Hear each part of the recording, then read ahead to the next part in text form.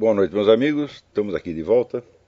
Como sempre, começamos invocando a Santíssima Virgem Maria e o Santo Padre Pio de Pietrelcina, porque roguem a Deus que nenhuma injustiça se cometa nesse programa. Falar em injustiça, na semana passada estava eu aqui dando uma bronca na Roxane, porque ela foi dar um palpite no meio do noticiário e o palpite estava certo e eu estava errado. Se fudi. Então fica aqui pedido de desculpas oficial. Então, olha, essa semana aconteceu aqui um negócio absolutamente extraordinário. É que o Obama estava conversando com o Dmitry Medvedev, o presidente da Rússia, e o microfone em cima da mesa estava ligado. Né? Vocês lembram que isso aconteceu a vários políticos brasileiros, cuja carreira foi então exterminada por isso. Mas aqui dificilmente acontecerá isso, porque o Obama tem todos os direitos. Né? Aqui, mas a opção preferencial pelo Obama já chegou ao último limite da demência, do servilismo, tudo que você pode imaginar. Quer dizer, o Obama ele tem salvo-conduto para ele trair o país, para ele vender o país, para ele fazer o que ele quiser. Não tem importância. A turma da grande mídia optou, né, entre os Estados Unidos e o Obama, eles optaram pelo Obama definitivamente. Então, nesta conversa, ele dizia o seguinte, dizia: olha, o Medvedev, você tem um pouco de paciência, porque depois da minha eleição, minha reeleição, eu vou ter mais flexibilidade. Eles estavam falando, né, do negócio do tratado de redução de armas nucleares. Então, a Rússia está querendo, né, e tem muita gente aqui fazendo campanha para isso, uma redução unilateral dos Estados Unidos. Quer dizer, a Rússia continua com todas as armas, a China continua com todas as armas, e os Estados Unidos se desarmam unilateralmente. E é exatamente isso que o cara está prometendo para o presidente da Rússia, meu Deus do céu. E não vai acontecer absolutamente nada, nada. Então, é claro que houve um acordo entre o pessoal de CFR, essa elite globalista e os donos da mídia, para não tocar. O Obama é intocável. É claro que mais dia menos dia eles vão jogar o Obama fora. Não vai ser possível manter isso eternamente. Então, eles vão simplesmente esperar que ele cumpra lá a sua tarefa para a qual foi designado, e em seguida o jogarão fora. Então, quando houver um jeito de acabar com a carreira do Obama sem prejudicar o esquema, isso será feito, evidentemente. Né? Então, vamos dizer, os dias do Obama estão contados, mas quando ele for derrubado, a missão dele já terá sido cumprida e eu tenho a impressão de que o mal que ele fez a esse país vai levar 40 ou 50 anos para consertar, se for possível consertar.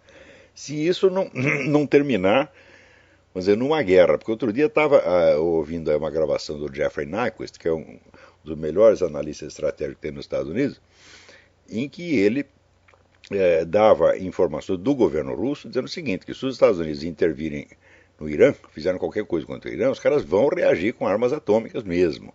Tá certo? Então, o perigo de uma terceira guerra mundial está aí às nossas portas. Né? Muito bem. Agora, é importante que vocês assistam ao comentário do Dick Morris. Vocês procurem na página... É só botar no Google Dick Morris. Dick Morris é um sujeito que foi assessor do Clinton, é um analista político altamente qualificado aqui. E ele assinala o seguinte, que quando o Obama assinou, ele veio assinando desde agosto de 2011 até agora, sucessivas ordens, aqui chamam-se ordens executivas. A ordem executiva é como a nossa medida provisória, mas não é provisória. Ela só acaba se o Congresso tomar alguma providência. Se não tomar, a coisa continua em vigor. Então, quer dizer, a ordem executiva vale como uma lei. Então, foram 3 ordens executivas. A primeira foi em agosto de 2011, que o Obama conferia a si próprio, ao presidente dos Estados Unidos, o direito de mandar matar qualquer pessoa em qualquer lugar do mundo. Isto foi, vamos dizer, esta ordem foi confirmada depois no 31 de dezembro, né? Quer dizer, no meio da festa de fim de ano, com uma segunda ordem que conferia ao presidente o direito de mandar prender qualquer cidadão americano sem processo, sem habeas corpus, por tempo indefinido. Né? E depois veio uma ordem agora no 16 de março, que dá ao presidente o direito de encampar, de estatizar todos os recursos energéticos do país, incluindo a indústria de petróleo, mas também a indústria de alimentos, e de baixar aí o recrutamento militar obrigatório sem autorização do Congresso. Em suma, os sujeitos, ele colocou nas suas mãos todos os poderes ditatoriais, mas bom, o espantoso não é que o Obama faça isso, ele está lá para fazer exatamente isso. Está cada vez mais óbvio que esse sujeito é um inimigo do país, que ele foi plantado lá, vamos dizer, por alguém que tem planos, vamos dizer, tem um esquema de poder monstruoso que quer se sobrepor ao próprio poder americano, e que o está usando para desmantelar. É o mesmo esquema, você desmantela o poder da nação na escala internacional e aumenta o poder do governo sobre a população internamente. Isso está sendo feito em todos os países do mundo. Está acontecendo no Brasil, vocês podem verificar isso todo dia. Né? Então o Brasil cede parte do território, cria lá as nações indígenas, os quilombos, etc. Vai passando tudo para a mão da ONU. Internamente, os meios de controle da população pelo governo vão crescendo também. Então fica fraco para fora e forte para dentro. Então o mesmo esquema está sendo feito aqui, né, nos Estados Unidos. Então ele está lá para fazer o serviço que lhe mandaram fazer, tá certo? Agora, a mídia inteira não noticia praticamente nada sobre isso. Quer dizer, o regime dos Estados Unidos mudou. Isso é um acontecimento, esses três são o acontecimento histórico mais importante da história americana. Quer dizer, depois do caso da fraude documental, que é a maior fraude política de todos os tempos, quer dizer, o sujeito que saiu do nada, né? Um bandidinho que saiu do nada e vamos dizer, com identidade falsa, e que da noite para o dia, sem currículo, sem história, sem nada, vira presidente dos Estados Unidos e consegue manter toda a sua história secreta, quer dizer, todos os seus documentos secretos. É um negócio incrível. Quer dizer, depois disso, ainda tem esta segunda etapa em que a mídia começa a esconder atos oficiais do governo. De modo que e fica instituído aqui aquilo que a nossa velha ditadura militar chamou de decreto secreto. A ditadura militar inventou o decreto secreto, que é um escândalo, evidentemente, quer dizer, o decreto que entra em vigor sem precisar ser publicado. Mas não chegou a usá-lo, porque o Saba não teve a cara de pau de chegar a usá-lo, mas aqui está sendo usado sim. Quer dizer, essas coisas que eu estou dizendo para vocês, a maior parte da população americana não tem a menor ideia de que isso existe. Não tem ideia de que o presidente agora tem poderes ditatoriais. Então os caras dormiram numa democracia, acordaram numa ditadura, não estão sabendo de coisa nenhuma, né? Acordaram com uma vaga do Lucu, não sabe de onde veio. Né? Então, agora, o incrível é o seguinte, vocês podem ter certeza, assim, olha, eu estou falando aqui com experiência de mais de 40 anos, sempre que a esquerda internacional faz uma campanha ou para vitimizar alguém, ou para acusar alguém, para denunciar alguma violência, discriminação, conspiração, etc. É sempre mentira e a coisa se comprova, às vezes se comprova logo em seguida, às vezes leva 40, 50 anos, mas sempre se comprova.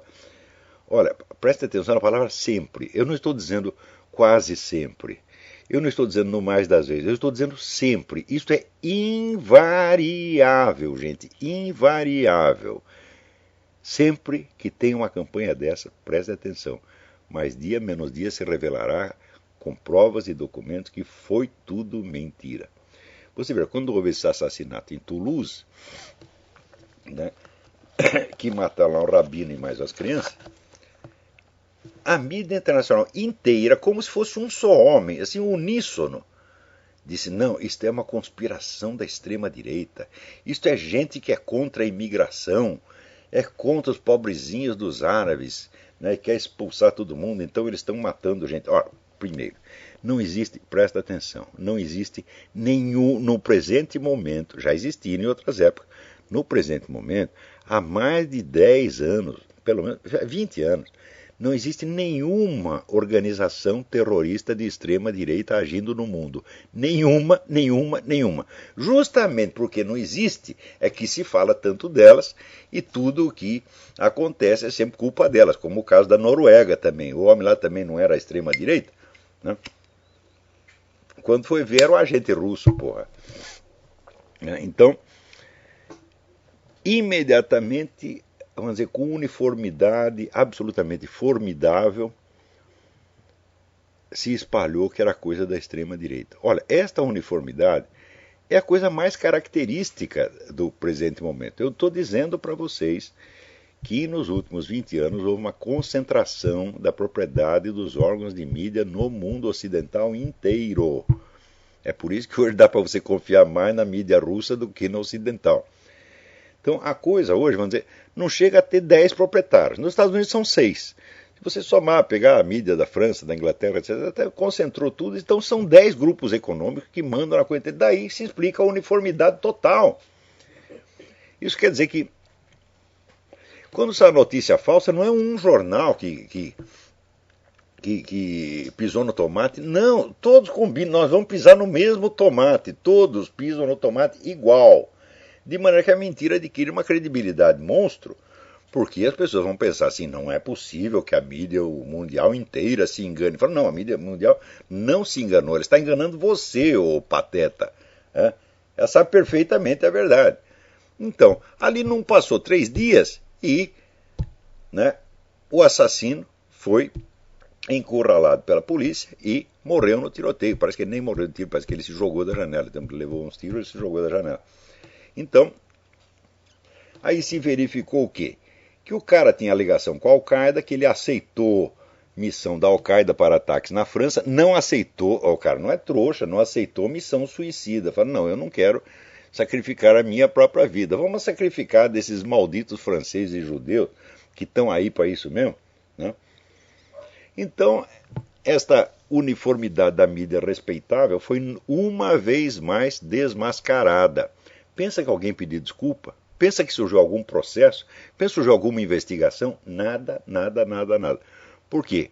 O pessoal conservador, direitista, liberal, etc., não está preparado para esta situação. Eles estão... A direita no mundo está participando de uma luta política de 50 anos atrás, com meios de 50 anos atrás, acreditando que vive numa democracia normal e que está concorrendo com o seu adversário ideológico, né, dentro de uma concorrência política normal. Isso é loucura completa, completa, completa. Esta situação não existe mais. Você veja, a esquerda internacional está empenhada numa política de terra arrasada, como aconteceu no Brasil. É para eliminar de vez toda e qualquer oposição, é para acabar com o rodízio de partidos no poder. É para o sujeito subir lá e ficar para sempre. Eles não estão brincando. Mais ainda, essas ideias que eles vêm, né, o feminismo, o abortismo, o gaysismo, etc., etc., não são propostas que eles estejam dispostos a discutir. Eles vão impor essas coisas de qualquer maneira.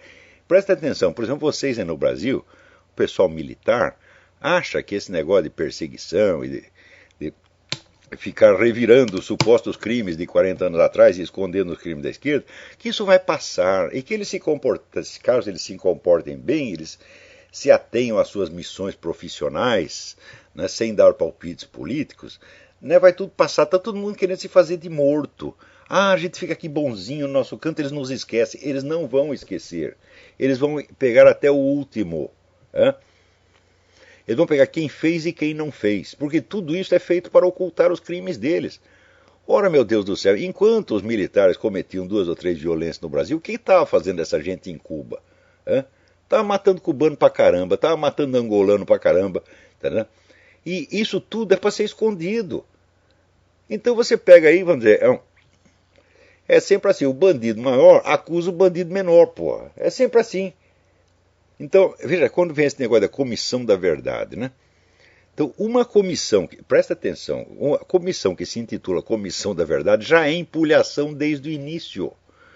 Porque nenhum investigador honesto, ele pode garantir que as suas conclusões serão verdadeiras. Se ele já garante antecipadamente, eu vou lhes dar a verdade, ele está mentindo desde o início. Então, o nome Comissão da Verdade já é em si uma empulhação. Comissão de investigação, comissão de inquérito, sim. Ou seja, nós vamos averiguar, nós vamos tentar descobrir a verdade. Não podemos garantir que vamos lhes dar a verdade. Esses filhas da puta, vigaristas, trapaceiros, já dizem comissão da verdade. E o pessoal aceita isso. Né? O simples fato de você aceitar este título, né, já mostra que você aceita propaganda enganosa. Você tinha que ir na delegacia do consumidor e dar uma queixa imediatamente. Não existe, não pode haver uma comissão de inquérito que se intitule Comissão da Verdade, isso é propaganda enganosa. É? Em segundo lugar, veja, uma coisa que os próprios militares não percebem. Quando esta comissão diz que vai excluir das suas investigações os crimes dos terroristas, sob a alegação de que foram reações justas a um governo ilegítimo, o que ela faz? Ela exclui do exame as circunstâncias atenuantes dos crimes do outro lado. É? Ora, que crime pode ser compreendido ou investigado quando ele é separado do crime do qual ele é uma retaliação? Não é possível isto. Então, isso quer dizer que os resultados, a verdade que eles estão prometendo, eles mesmos já estão anunciando antecipadamente. Olha aqui, nós vamos fazer essa comissão para pôr no seu cu. Então, a condenação já está dada pelo simples fato de recusar examinar equitativamente os crimes de um lado e os crimes do outro, já está dada a conclusão, meu Deus do céu. É? Porque não é a mesma coisa você cometer um crime, por exemplo, numa situação de paz e ordem, né? A polícia prende um infeliz e enche ele de porrada e mata, tá certo? E isso acontecer no meio de uma guerra não é a mesma coisa. De maneira alguma. No meio de uma guerra existe violência e excesso dos dois lados, como o capitão Lamarca, que matou um prisioneiro acoronhado, prisioneiro amarrado e matou acoronhado. Tá certo? Então por que ora, o Lamarca fazer isso é lindo, porque estava reagindo contra um regime ilegítimo. É? Então, em primeiro lugar, quem diz que o regime é ilegítimo? Existe alguma sentença judicial transitada em julgado que diz que aquele regime foi ilegítimo? Se o regime foi ilegítimo, todos os atos dele têm que ser revogados. Se você não revoga todos os atos, inclusive todos os portos, aeroportos, estradas que o governo fez, então não é ilegítimo, meu filho. É? Quer dizer, essa premissa de que o governo era ilegítimo, ela em si é totalmente ilegítima e furada. Então, primeiro vamos discutir a legitimidade daquele regime e dos seus atos. É? Vamos levar isso para o Supremo Tribunal Federal e vamos ver se os atos daquele regime foram legítimos ou não. É? Os caras estão querendo apagar a história e estão com essa empulhação de que o regime foi ilegítimo. Falam, bom, você tem todo o direito de questionar se foi legítimo, mas não tem o direito de enganar a população dizendo que é fazendo passar essa ilegitimidade como se fosse uma sentença transitada em julgado, quando é apenas uma opinião sua. Né? Então, por exemplo, se o governo foi ilegítimo, todos os atos deles foram ilegítimos. Então, por exemplo, teve um ato até que me beneficiou, que foi a regulamentação da profissão de jornalista, que veio em 65. Se o regime é ilegítimo, essa regulamentação é ilegítima e tem que fazer tudo de novo. Ora, é a coisa mais óbvia, a palavra ilegítimo é seríssimo. Você diz que o governo era ilegítimo, então os atos dele não valem. É? Ora, vocês querem isso? Vocês querem deslegitimar todos os atos do governo? Não, não. Só alguns. Então vocês não o consideram ilegítimo. Vocês estão mentindo. Não é isso? E, quer dizer, em terceiro lugar, não se pode compreender nada do que aconteceu no Brasil naquela época fora do contexto internacional. Porque todos vocês, terroristas, vocês tinham apoio internacional, ao passo que o nosso exército não tinha, meu filho. Hã? O exército foi fazer uma aliança com outros governos muito mais tarde, que a chamou Operação Condor, que você criou um rolo. A Operação Condor veio 20 anos depois da OLAS, Organização Latino-Americana de Solidariedade, que espalhou guerrilha para tudo quanto é lado, financiada por Havana, por Moscou, por Pequim. Quer dizer, vocês têm a conexão internacional, os outros não podem, nem mesmo para reagir tardiamente a vocês. Quer dizer, em tudo isso está havendo, quer dizer, um julgamento tão unilateral, tão enviesado, tão falsificado, que, na verdade, né, o simples fato da coisa se chamar Comissão da Verdade já mostra que é uma empulhação. Vocês não podem aceitar isso de jeito nenhum. E esses militares que ficam se fazendo de bonzinhos, dizendo, agora nós já temos a nossa missão profissional, etc, etc. Vocês estão bancando os avestruzes, porra. Você não esqueça o seguinte, quando o avestruz enfia a cabeça no buraco, ele levanta o cu. Para ver alguém por trás e creu. Então cuidado com essa história de se fazer de bonzinho, de se fazer de morto.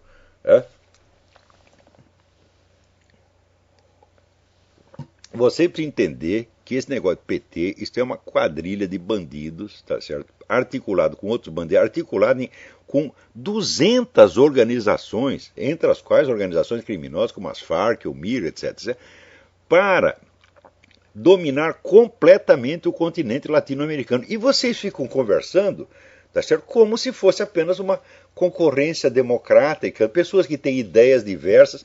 Vocês estão com a cabeça no mundo da lua, meu Deus do céu.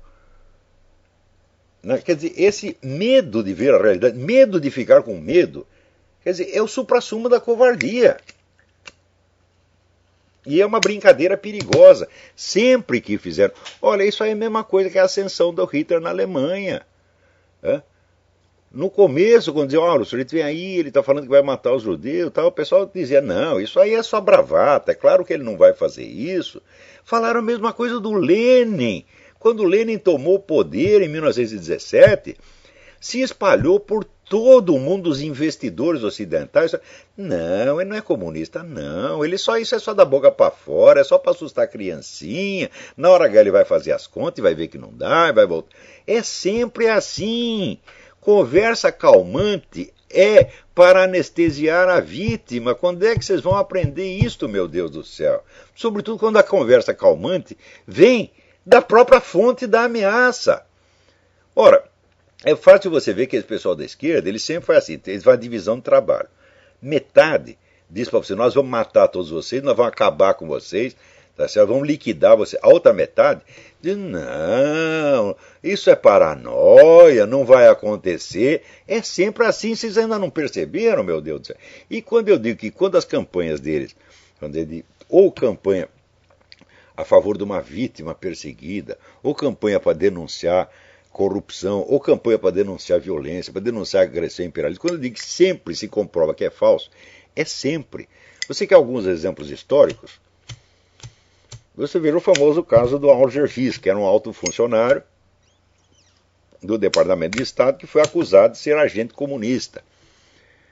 Você acredita que pelo menos até o ano passado, ainda tinha gente na universidade americana dizendo que o Alger Hiss é uma pobre, inocente vítima de perseguição.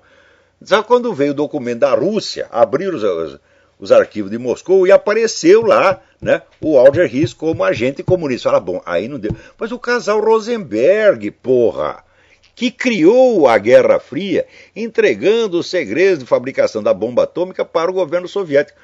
Até recentemente ainda tinha gente que fazia campanha em favor dos Rosenberg, dizendo que foram vítimas, coitadinhos. Então, demorou. A verdade, às vezes, demora para aparecer. Por exemplo, quando decifraram aqueles códigos Venona, aquelas comunicações entre a embaixada soviética e o governo de Moscou, isso levou 40 anos para ser publicado. Tá certo? Então, ali tem, vamos dizer, a comprovação de tudo o que o Joseph McCarthy disse nos anos 50. Quer dizer, os Estados Unidos se tornaram totalmente indefesos perante o poder estrangeiro a partir do momento em que acreditaram naquela história de que macartismo era a perseguição de inocentes. Olha, o Joseph McCarthy não tinha conhecimentos profundos do assunto que ele estava lidando. Ele mesmo não tinha medida do tamanho da coisa. Quando ele falava assim, uma conspiração tão imensa, ele queria dizer que tinha 200 pessoas. Tinha mais de 3.000, porra. Quer dizer que ele não mediu o tamanho do pepino. Ele era, por assim dizer, um amador, ele não era um grande estudioso da coisa de comunismo. Então, ele, de certo modo, foi trouxa, tá certo? Então foi cutucar a onça com vara curta. Então, quer dizer, mais perto foi o Nixon, que o Nixon se pegou no caso do Alger Hiss e não falou de mais ninguém e acabou ganhando a parada. Mas o Joseph McCarthy quis enfrentar todo mundo ao mesmo tempo e conseguiu desencadear uma onda de ódio a ele De onde vem essa onda de ódio? Ah, não é a reação espontânea de pessoas de convicções democráticas que querem defender as vítimas.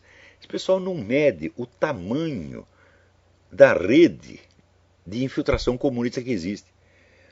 Porque você pensa o quê? Isso aí é só questão de...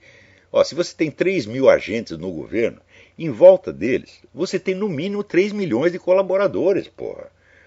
E esse negócio de dizer, não, o Partido Comunista nunca teve muitos membros aqui. Meu Deus, mas o partido não funciona assim. É? Quer dizer, você tem a rede de colaboradores informais, que é praticamente ilimitada. Lê o livro do Stephen Koch, Double Lives, para você ver como é que funciona o negócio dos companheiros de viagem. Às vezes um companheiro de viagem, mas alguém que não é membro do Partido Comunista, está mais sob o controle do partido do que um militante. Porque eles fazem assim, eles investigam a vida inteira do cara, pegam toda a rede de relações sociais e dominam tudo. Fizeram isso com um cara que era ministro da Suprema Corte. Dominaram a cabeça da mulher dele. A mulher dele era um pouco louca. E dominaram a cabeça da mulher. Então eles tinham todo acesso à vida particular do cara. O Sinclair Lewis, o romancista, eles botaram uma mulher para casar com ele, porra. Então o companheiro de viagem, às vezes, é um escravo do partido. Hã? E obedece ao partido muito mais do que um militante e muito mais do que um agente. Porque o agente às vezes trai, o espião às vezes trai e passa para o outro lado. Mas o companheiro de viagem não passa, não. Então, quando você vai ver a imensidão da rede, você entende que, de fato, a atmosfera ideológica dos Estados Unidos nos últimos 50 anos foi inteiramente fabricada pela União Soviética. Os Estados Unidos demonstraram uma fragilidade cultural e ideológica acachapante. Ou seja, a grande mídia aqui subscreveu um por um todos os programas que a União Soviética queria. Todos os programas, todos os valores, todos os símbolos, todas as ideias. Tá certo? Mas é de uma coisa, de um servilismo, de uma obediência, de uma passividade assim, acachapante. Isso aconteceu. E começou com o caso do Joseph McCarthy. Depois, mais tarde, saiu o livro do Stanton Evans, Blacklisted by History, que prova por A mais B que todas, com exceção do General Marshall, todas as pessoas que Joseph McCarthy levantou suspeita eram todos agentes comunistas mesmo. Ficou sabendo disso quando abriu os arquivos de Moscou. Você pensa aqui que houve então uma revisão? O país inteiro disse, então nós nos enganamos, nós fomos enganados pelos comunistas durante 50 anos. A resposta seria, sim, vocês foram enganados. E vocês foram enganados novamente quando votaram em Barack Obama. E estão sendo enganados de novo quando defendem o sujeito. Apesar de todas as provas que existem contra ele, apesar dele agir ostensivamente contra o país, agora prometendo um desarmamento unilateral perante o inimigo número 1, porque olha, essa semana o Mitt Romney disse uma coisa, até me espantou, porque o Mitt Romney não é de falar grosso com ninguém. Ele disse que a Rússia é o inimigo geopolítico número 1 dos Estados Unidos. É a coisa mais certa do mundo. Vocês vejam lá o meu debate com o professor Alexandre Dugin, está tudo documentado lá. Vocês veem que os planos da Rússia não são brincadeira, meu Deus do céu.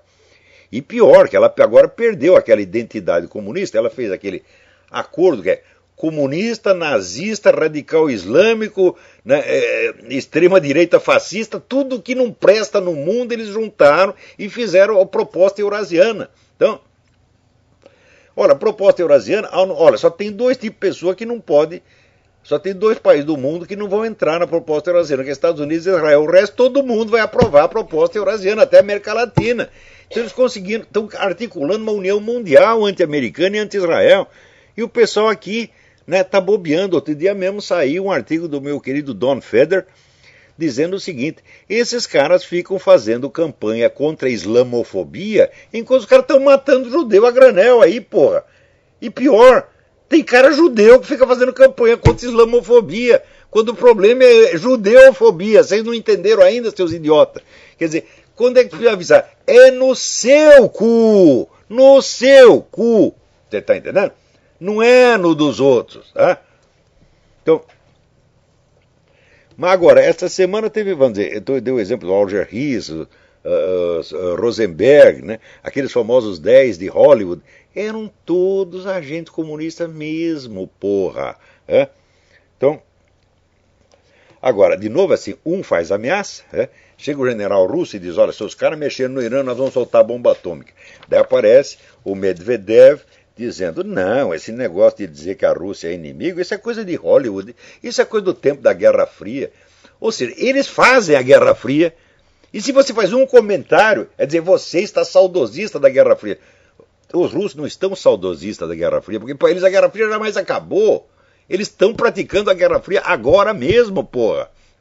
Né?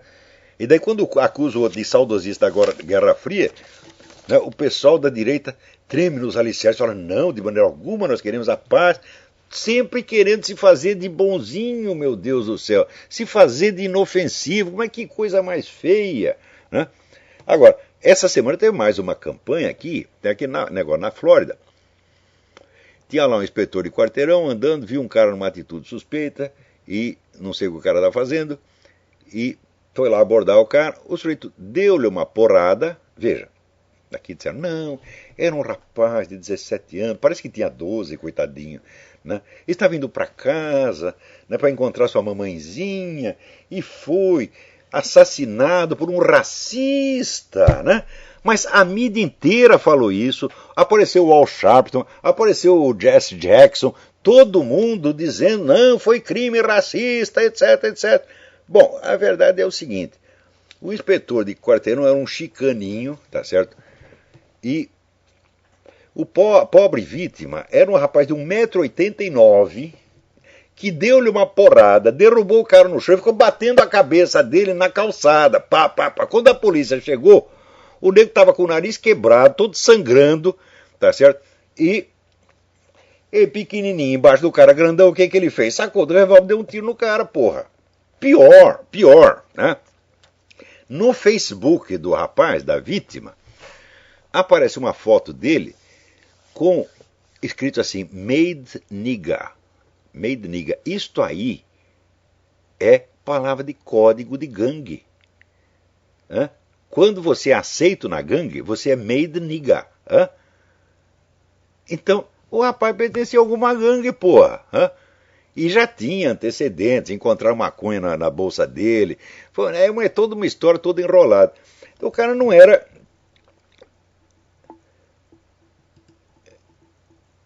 Não era nenhum inocentinho que estava indo para casa. E além disso, bater a sua cabeça na calçada, você sabe lá o que é isso? Isso é para matar. Hã? Então aconteceu o seguinte, que o inspetor de quarteirão ele ficou quieto, ele não falou nada. A polícia não quis prendê-lo, por quê? Porque não havia motivo para prender. Está na cara que foi legítima defesa, tá certo? Além disso, havia testemunhas que disseram, não, nós vimos o cara em cima do... Né, o menino em cima de menino. Um homem de 1,89 m chamado de menino tem graça aí, batendo no chicaninho lá até matar, tá entendendo? Então eles ficaram quietos porque não estão a fim de fazer escândalo, mas o outro lá não perde a oportunidade de criar uma falsa vítima. Até o Obama entrou na história. Você veja que coisa, o presidente da República, porra. O que ele fez? Né? O garoto estava encapuzado, né? Então, o capuz virou então o símbolo, né, da vítima inocente, né? O que fez a campanha do Obama? Começou a vender capuzes com inscrição da campanha, alusão, né, ao coitadinho. Quer dizer, o país inteiro, a mídia inteira, a presidência da República, né, o pessoal do Senado, da Câmara dos Deputados, tudo conta um coitadinho do inspetor de quarteirão que supostamente tinha o único direito de se deixar matar. Fala, não, o cara que está batendo de mim é preto, então eu tenho que apanhar até o fim e ficar quieto até morrer, porra. Né? É sempre assim. Na mesma semana foi o caso lá de Toulouse e o caso aqui desse menino, esse Trayvon Martin, né? Duas campanhas mundiais, perfeitamente mentirosas. E vocês ainda dão credibilidade a gente de esquerda. Meu Deus, quando é que vocês vão aprender? Vocês não lembram o caso de Katyn na Segunda Guerra? que os russos disseram, não, nós achamos lá 20 mil oficiais poloneses enterrados, que foram os nazistas que mataram, etc. Quando foi vendo, não tinham sido nazistas, tinha sido eles mesmo, porra. Como se faltasse crime nazista, né? Como se tivesse escassez de crime nazista para inventar mais um, né? Então, mas como o nazista já está mais, né, mais sujo que pau de galinheiro, fala, bom, então nós vamos lançar a culpa num cara que já está queimado na praça e todo mundo vai acreditar. E todo mundo acreditou. O Tribunal Nuremberg acreditou. Foi depois que veio a revelação. Hoje o episódio de Katyn é conhecido no mundo inteiro. Como a história do Alger Hiss é conhecido, como a história do Rosenberg é conhecida. E assim por diante. E essa história das vítimas brasileiras, tá certo, da ditadura militar, digo, olha, no total morreram uns 400 pessoas. A esquerda, a maior parte, gente que estava na esquerda armada. Tá certo? Pode ter havido uma violência ou outra. Né? Eu mesmo, na época, me lembro que eu tomei a iniciativa de... Fui um dos primeiros que denunciaram o caso do Vladimir Herzog, no jornal do Sindicato Jornalista. Foi uma edição histórica do jornal. E eu estava lá, eu ajudei a fazer aquilo. Então, naquele caso, eu achei que tinha sido realmente uma violência ilegal, uma violência criminosa da parte do governo. Mas não quer dizer que foram 400 casos de violência criminosa, não quer dizer que todos os coitadinhos foram todos vítimas de tortura. Falo, não tem um puto de um exame de corpo de delito, meu Deus do céu. É tudo assim na base do que o companheiro de militância dele disse. É sempre assim. Né? Então, inventam história para danar. Não tem aquela história, aquele sujeito que inventou que a Folha de São Paulo emprestava carro para transportar, né, prisioneiros políticos para o centro de tortura. Qual é a prova? Ah, eu vi o carro da Folha na porta da delegacia. Ah, vai pra puta que pariu, porra. É sempre assim, né? O outro que enterrou um monte de documentos dizendo que não teve tempo para queimar, então enterrou. Quer dizer, porra, o tempo de fazer um buraco de 3 metros é mais curto do que para acender um palito de fósforo.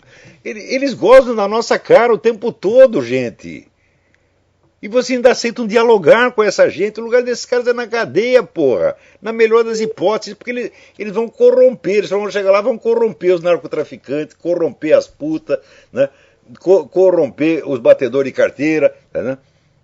Como, aliás, fizeram. Eles não foram na presídio de Ilha Grande, não foram eles que ensinaram guerrilha para esse pessoal do PCC, Comando Vermelho, essa merda toda. Então não pode deixar eles nem perto de bandido, porra. Então, cadê? No lugar deles na privada, precisa jogar na privada, precisa descarga, pô. Não, eles vão corromper os cocôs!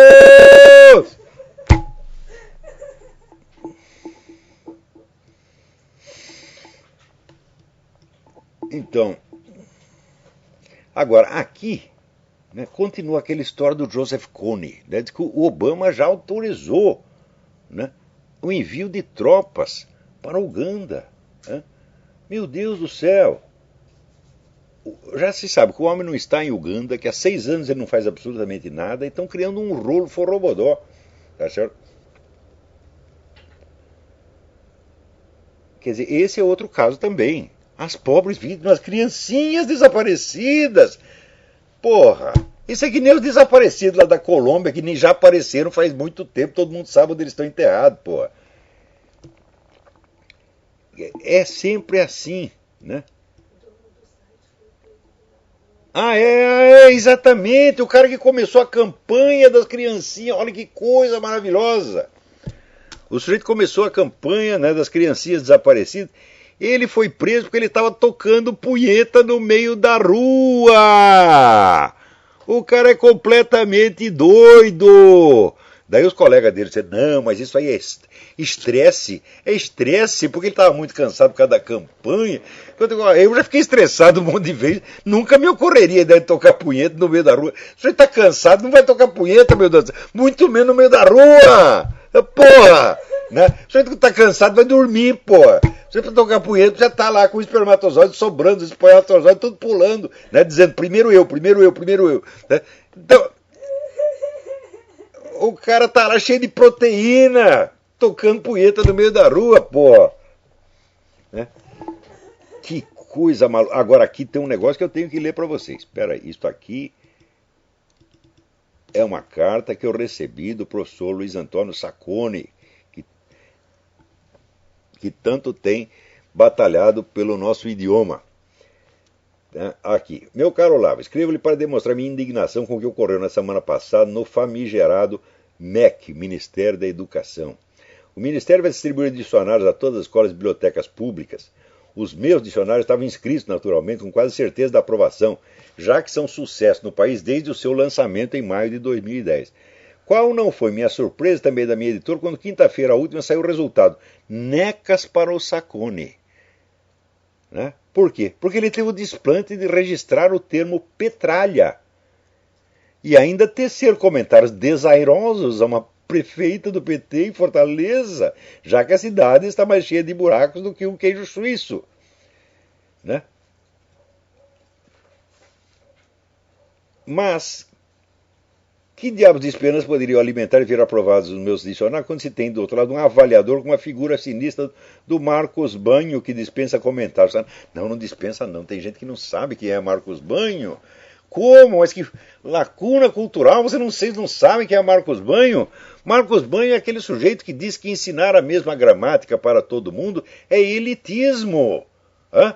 Tem que ter uma gramática para os ricos, outra gramática para os pobres, né? Uma gramática para o pessoal da favela, outra, né? Outro para o pessoal do Leblon. Então, ele acha que assim, ensinar a mesma língua para todo mundo é antidemocrático.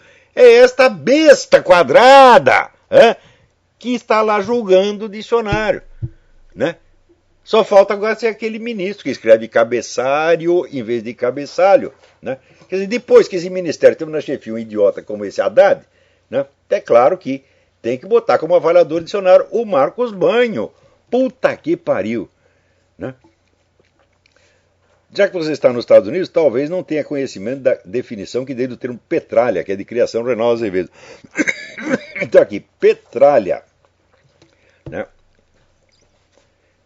Adjetivo pejorativo. 1. Que ou pessoa que sem nenhum escrúpulo não vacila em cometer todo e qualquer ato marginal à lei, como usurpar, mentir, extorquir, ameaçar, chantagear, roubar, corromper, ou que defende com ardor ladrões, corruptos, usurpadores, mentirosos, cínicos, torcionários, chantagistas, etc. Que, porém, posam de gente honesta e defensores intransigentes da ética. Meu Deus, isso é definição do PT inteiro. Vocês todos são petralhas, meu Deus do céu. Não eram vocês que durante os anos 90 fizeram carreira com a campanha da ética? Era assim um negócio, assim, veja como era tudo articulado. Os caras começavam, né? Lançavam lá no parlamento. É campanha da ética na política. No dia seguinte, a turma da USP reunia para fazer um congresso de filosofia sobre ética. É tudo articulado, meu Deus do céu. Né? Então, na época, chegaram a ter fama dos grandes defensores da moralidade, que era o grande defensor, que eram os campeões da moralidade. Zé Dirceu era o verdadeiro catão, né? Era o homem que é o Savonarola, o homem que queria punir todos os corruptos. Depois vocês viram, enquanto ele está lá punindo corrupto, está preparando o mensalão. Perto do qual, vamos dizer, os anões do orçamento ficaram realmente anões. Que anões? Né? Eles viraram infinitesimais, né, comparado com o mensalão. E assim vai. Né? Tem alguém na linha aí. Alô, quem é? Oi, Olavo, aqui é o Vinícius Maia. Estou falando aqui de Los Angeles, nos Estados Unidos. Tudo bem? Tudo bem? Então, em primeiro lugar, queria agradecer aí pelo trabalho que você faz, porque desde que eu comecei a ouvir o show, eu mudei minha posição em relação a muitas coisas. Eu sou um cristão também e realmente a gente fica indignado com as coisas que estão acontecendo no mundo hoje, né? Aquela questão dos judeus que você mencionou no show hoje, me parece que é uma coisa bem real. Parece que tudo indica que o mundo cada vez mais se coloca numa posição de enfrentar realmente Israel. Agora o antissemitismo ficou elegante, né? É verdade. E me parece que isso vem de uma profunda ignorância das pessoas, né? Porque até na Bíblia a gente vê que isso vai acontecer, né? Exatamente, É um fato, assim, tremendo. O que a gente pode fazer é lutar, assim, para... Rapaz, é incrível. Eu estou vivendo aqui nos Estados Unidos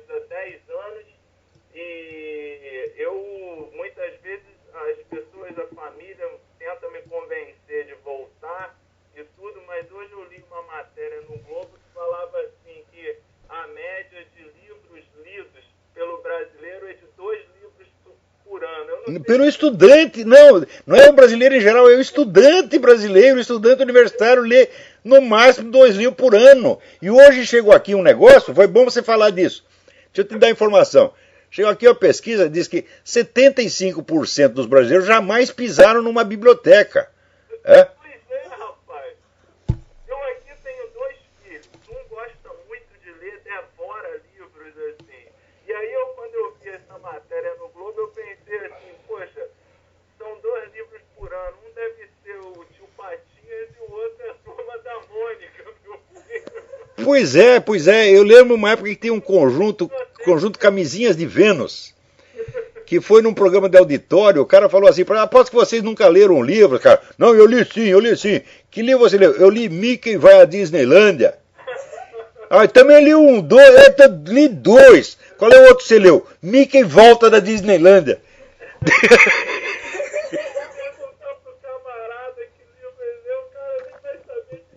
Pois a dona Dilma não sabia, ela disse que tinha lido um livro espetacular que tinha influenciado muito ela. Perguntou qual é o título. Ah, não lembro. Ah, puta que pariu! Ah. Brincadeira. Quando você vê aqui dos presidentes dos Estados Unidos, tem vários deles que são clássicos da literatura. Theodore Roosevelt era um grande crítico literário, grande memorialista. Abraham Lincoln é um clássico, um dos grandes estilistas da língua inglesa, e muitos outros. É um negócio impressionante. Agora no Brasil você votar em sujeito alfabetizado é feio. Tem que votar no analfabeto. Tem que ser o cara mais ignorante, né? Pois é. Mais popular. É o QI, eles votam pelo QI, o quociente de ignorância. Essa semana eu estava vendo aquele vídeo que está no Mídia Sem Máscara, chama 180. Eu achei aquele vídeo sensacional. O camarada começa a entrevistar o pessoal na rua e pergunta aos jovens, né, até aqui nos Estados Unidos mesmo, que eu achei difícil de acreditar, mas muitos não sabiam quem era Adolf Hitler. Pois é, rapaz. Não, essa nova geração aqui, vamos dizer, de uns 20 anos pra cá, desde que criaram o Ministério da Educação, foi o Jimmy Carter que criou a porra do Ministério. A educação americana está acabando. Eles estão brasilianizando o negócio. Eles mandaram ela copiar o Fernando Haddad. Falaram, eu quero um projeto do Fernando Haddad para eu fazer um igual aqui. Mas isso aqui está ficando cada vez mais parecido com o terceiro mundo, infelizmente, Olavo. Mas eu escrevi há mais de 15 anos, eu escrevi, o mundo brasilianiza-se. É verdade. Está acontecendo a olhos vistos. Quando você vê o Obama, rapaz, o Obama é um cara do PT. Tá na cara que ele é um petista. Quem que não vê? É verdade. Mas era isso que eu queria ligar para te parabenizar aí pelo trabalho. Muito bom o trabalho que você tem feito. Muito obrigado. Também de livros para a gente ler. E eu queria deixar aí só esse elogio aí ao seu trabalho. Obrigado por atender minha ligação aí. Muito obrigado. Boa sorte para você aí. E não volta pro Brasil não, porque o nosso país acabou, eles mataram. O Brasil tá no cemitério, porra. Eu prefiro ficar morando na rua aqui do que voltar pro Brasil. Pois é, a gente tem que ir para lugar civilizado, a gente tem que ir para Uganda, tem que ir para Serra Leoa, não pode voltar pro Brasil não. Tá doido? Agora, olha aqui, essa semana o STF está revendo a jurisprudência e diz que sexo com um menor de idade talvez não seja crime se a criança já teve uma relação sexual anterior. Quer dizer, você pega essas putinhas, que lá eu vi lá no Recife, tinha menina de 12 anos na rua, você pega uma daquelas e come e diz, não é crime porque o outro já comeu. Ora, porra! Eu estou dizendo para vocês que a legitimação da pedofilia é o próximo passo. Depois que veio o negócio do gaysismo, falou, pedofilia é o próximo. Depois será a bestialidade. Depois será não sei o que é. Acho que é comer buraco de fechadura. Né? E deve ser também o sujeito casar com ele mesmo. Punheteiro casa consigo próprio. E divide os bens. Peraí, tem outra pessoa na linha aí. Alô? Tem... Alô, Antônio? Antônio, tudo bem? Tudo bem. Eu queria saber como é que vai começar o processo de controle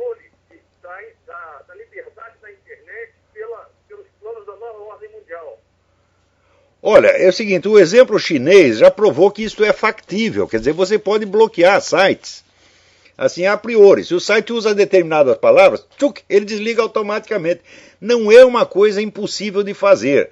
Dá trabalho e precisa muito de investimento, mas não custa nada fazer. Você sabe que a máquina que controla a internet, ela fica aqui nos Estados Unidos e ela não exerce controle nenhum, tá certo? Ela só funciona tecnicamente.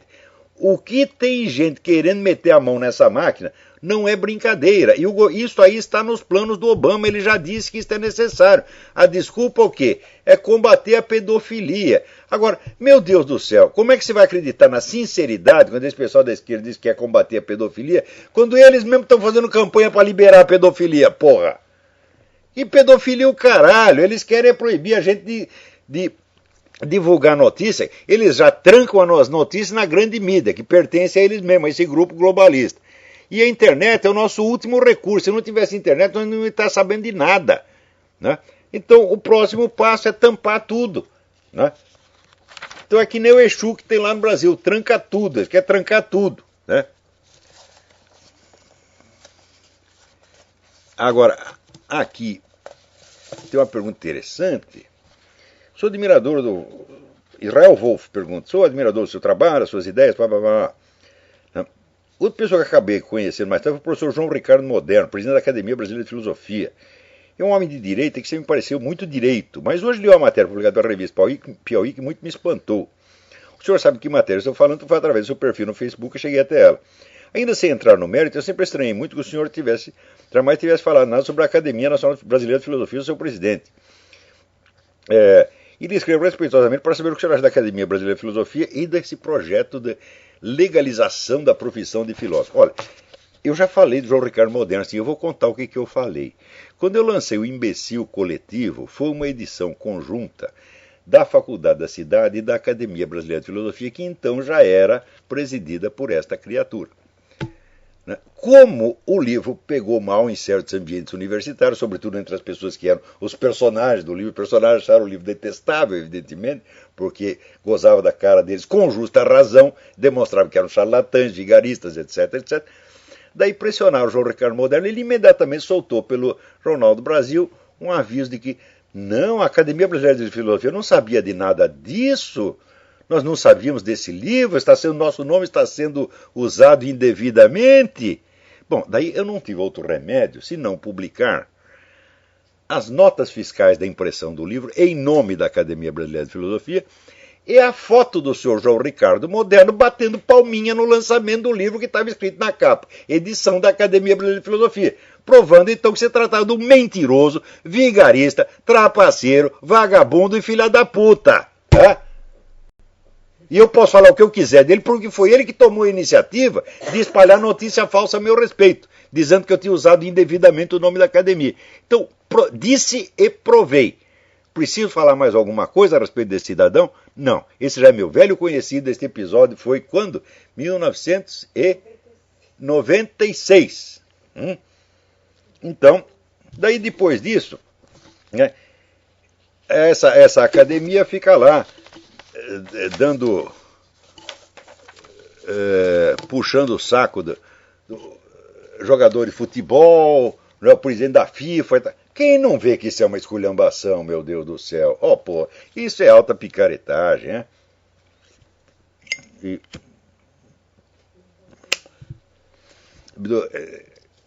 O último membro da academia, o Merval Pereira. O Merval Pereira é um sujeito que se notabilizou, né, repetindo com 12 anos de atraso os meus artigos do Globo, né? O que eu dizia 12 anos atrás, agora ele escreve a mesma coisa e faz de conta que foi ele que descobriu. Aliás, ele era o meu editor no tempo que eu estava lá, né? Ai, ai, ai. Agora, aqui vocês não deixem de ler na página do Júlio Severo essa matéria. Dupla gay estupra menina de 5 anos e recebe proteção especial do governo do estado de São Paulo. Né? Veja aqui, tem um pastor cuja filha sofreu a tentativa de estupro num posto de saúde. O pastor foi estrelar e ele foi denunciado por uma agente do Conselho Tutelar, que é parente do agente tarado. O pastor está preso, sem defesa, sem nenhum defensor. Agora, a dupla gay estuprou um menino E tem lá 4 defensores públicos para ajudar. É isso que está acontecendo, gente. Então, você dizer que denunciar isso é discriminar gay, falando, mas como? É o pastor que está sendo discriminado, porra? É sempre assim. Repito para vocês, qualquer campanha, qualquer fuzuê publicitário que a gente faça é sempre mentira. Sempre, sempre, sempre, invariavelmente. Então, peraí, diz que ainda temos 4 minutos. 4 minutos não dá para falar nada. Né? Aqui, diz que alguém me informa que houve o primeiro divórcio gay em Minas Gerais. Né? Eu quero ver quando surgir divórcio, né, por falha em cumprir o dever conjugal. O sujeito diz lá, chega lá e diz, não, ele não quer me comer. Né? Mas eu disse, não, mas quem tem que me comer é ele.